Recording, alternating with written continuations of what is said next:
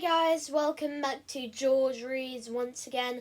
A couple of hours ago I posted a video on me reading The Gruffalo by Julia Donaldson for younger viewers who are finding lockdown really hard at the moment. Tonight we are carrying on with the main book, Boom by Mark Haddon. And last time in chapter 12, Becky and Jimbo were separated. Jimbo was sucked into a large ship, I think some sort, and he found out that he was on the Sagittarius Dwarf Elliptical Galaxy, and there was a massive spider called Brittany who led him to his room and all that. So it's pretty crazy at the moment. And this is chapter 13, the chapter on for that. So let's get the show on the road. Chapter 13, Short Hairy Tales. We went out into the corridor, turned left, and started walking. I tried very hard not to look at the spider. Everything was white and smooth and high-tech. There were no lights. The ceiling just glowed up a bit. There were no doors. The walls just opened up every so often so that people in the purple robes could enter and exit. "This way," said Brittany. We turned a corner. "You come from Earth," said Brittany, trotting beside me. "I hear it is most delicious. Tell me about bagpipes. Tell me about Buckingham Palace and Elvis Presley. Tell me about cross-channel ferries and ABBA, who are a Swedish pop band that shake my booty." "Where's Charlie?" "Who is Charlie?" said Brittany. We walked in silence for a few more minutes. "Does my English sparkle?" said Brittany. "Do we groove? Speak it to me from the hip. You are the horse's mouth. You eat the Yorkshire pudding."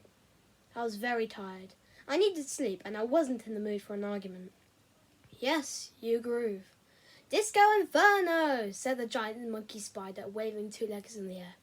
We turned another corner, and the white walls gave way to glass. We were walking across some kind of covered bridge between one building and the next. I stopped and looked out. And actually, it was even scarier than seeing Brittany for the first time, because all around us, in every direction, stretched a barren brown desert. No trees, no grass, no water, just rocks and dust and craters. I turned to look out the other side of the bridge, and what I saw was much, much worse. There were two suns, and they were green, and they were revolving slowly around each other. I staggered backwards and grabbed the handrail to stop myself from falling over. "So this is Sagittarius Dwarf Elliptical Galaxy," said Brittany. 10 out of 10. But, how did I get here?" "No idea." Brittany held up two hairy legs. "My brain is small. So, this place, this planet, it's Plonk." "Sorry?" "Plonk." Brittany waved a leg over the barren landscape. "It is the name."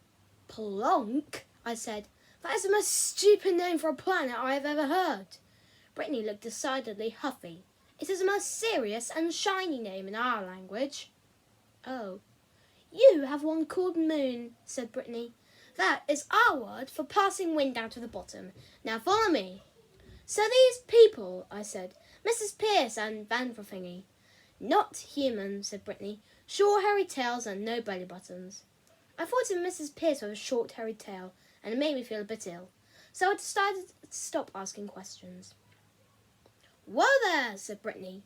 We'd stopped by a section of wall with the words "Arrivals Unit" on it.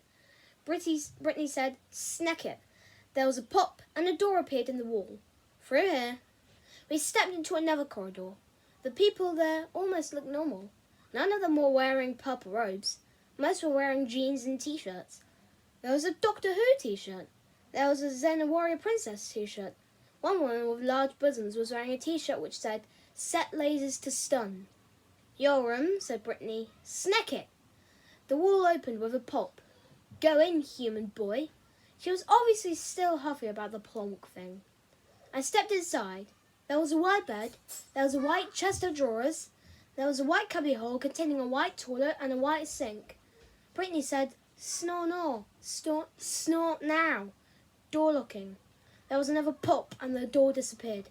"Hey!" I banged on the hard white surface. I shouted, "Sneck it," 30 different times and different volumes in different languages, but all to no avail. I sat down on the bed, exhausted.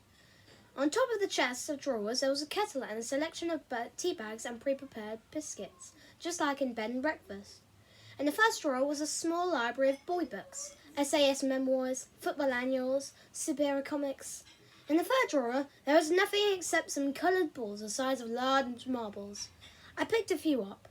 As I was doing this I dropped one, a red one, except it didn't drop. It just stuck in the air. I reached out and gingerly touched the ball. I could move it easily, but it wouldn't fall. It was like pushing a coin around a table, except in 3 dimensions. Wherever I shoved it, it simply hung there motionless. The other balls were the same. I could arrange them in mid-air in any shape I chose. A line, a cube, a smiley face. I put 5 of them in my pocket. I can't wait to show them Charlie. Charlie! I'd forgotten about Charlie. I felt a stab of guilt. He was here somewhere. Probably, I hoped.